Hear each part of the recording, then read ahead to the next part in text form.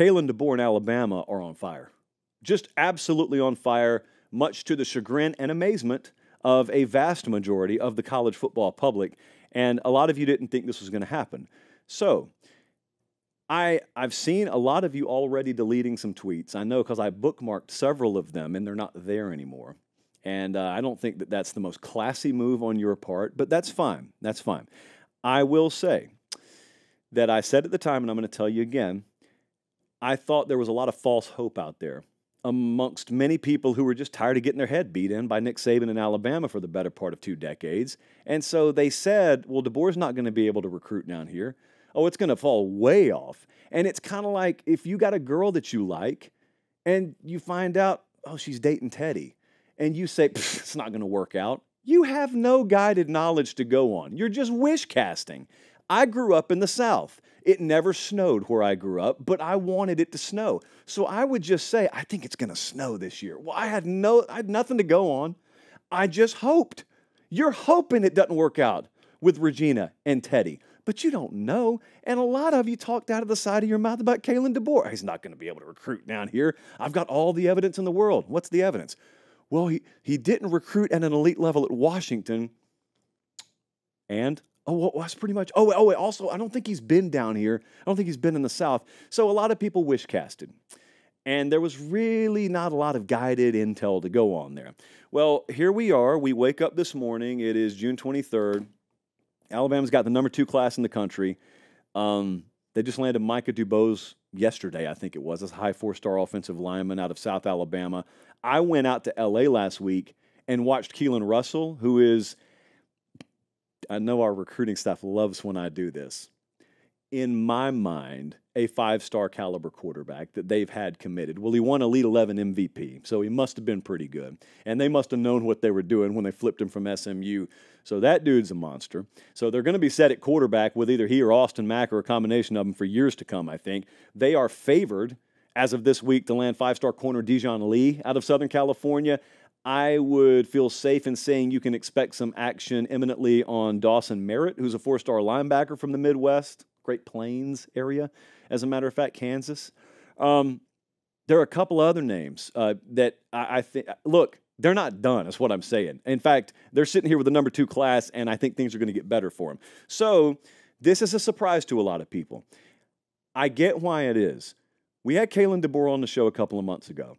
I specifically asked him about recruiting, about how he felt he needed to go about it, what people were saying. Colin, roll it. Here's what he said. Just looking out, how do you expect recruiting to go? How equipped do you guys feel, and what is your philosophy on that? Yeah, I don't think you could deny that. You know, I haven't spent a lot of time recruiting at the intense level that is needed to here in the SEC, and so it was important for me to surround myself with guys either who were really familiar with the area, familiar with even the faces that were in the next cycle or two, the 25s, the 26s, so forth, or guys that were just elite recruiters in general. And I think we have a great combination on our staff. I've been very blessed to surround myself with a recruiting staff led by Courtney Morgan, and he did a great job of putting some of those pieces together to fill in the gaps that we felt were necessary to, take care of those areas maybe that we were, wanting to make sure we were on top of here early. And I think it's led to, really good results here. As you said, there's been a lot of visitors to campus, and every time they come, they leave feeling really good about, what they saw, what they felt, and, it's opened up some doors again that I think at one point were maybe closed. Doesn't mean we get all of those guys, whether it's next year or the year after, but, we're back in the game and continue to build those relationships. So that was about 2 months ago. We were down there all day. I've shared some details from that trip. Not all. We never share all the details. That's what confidence entails. Let me put it to you like this. I talked to everyone in that building I could. Many of them names you wouldn't even know. More names you would know about that. I wanted to know about recruiting. And you would have thought that was a place that had landed a couple of top 3 classes already. You would not have thought it was a first-year staff at Alabama. I mean that because they talked with such certainty and confidence and like a matter of factness about what they were about to do. So while other people were doubting them, including people in the Bama fan base, there was never an ounce worth of hesitation or trepidation in their voice when they talked about what Bama recruiting was going to be.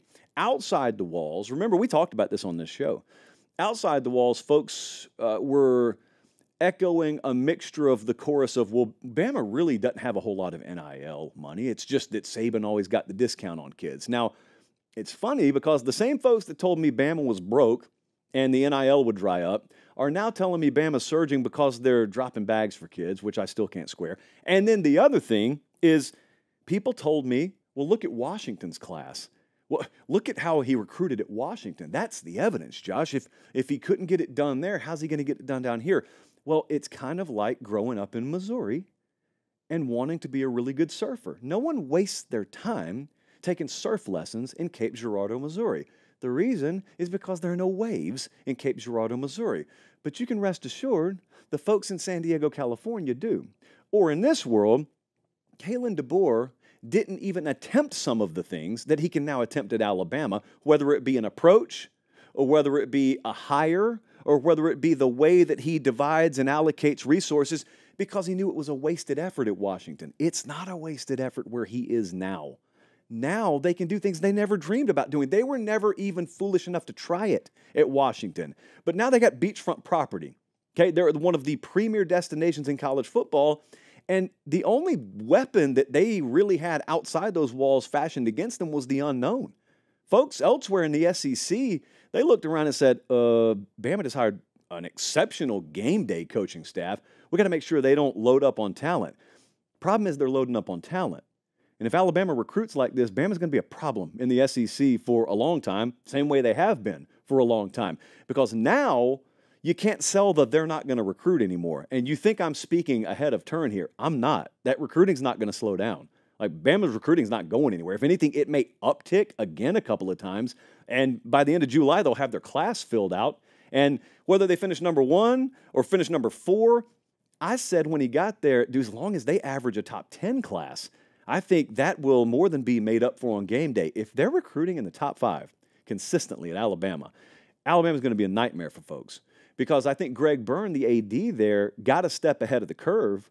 And he assessed the landscape of college football, and he said, if talent acquisition today is a lot more transactional, in other words, if you don't have to be such a skilled recruiter, but more of a guy who has deep enough pockets and you can just go buy your class, well, we can do that. Nick Saban or not, we can do that. Let's go get a guy who's going to get the absolute most out of the roster when we get him on campus and who's going to develop and do exactly what he did at Washington.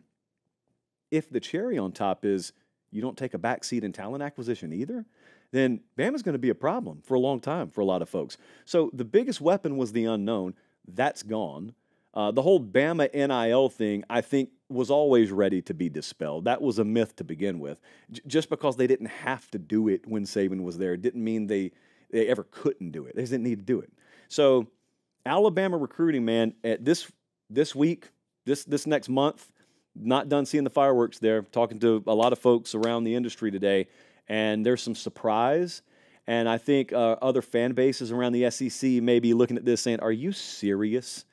Because you've banked for a long time on just making it until Saban retires. And then once Saban retires, it doesn't matter who they go hire, because there's no way that anybody will match what Nick Saban did. I have no clue what Alabama's going to be under Kalen DeBoer. I know that guy doesn't take a back seat on Saturdays to much of anyone in the sport. And if their recruiting efforts don't take a back seat to much of anyone, you don't need to know a whole heck of a lot about this game to know what premier talent acquisition and premier coaching, once you get them on campus, leads to in this sport. It'll lead to the same thing it's always led to.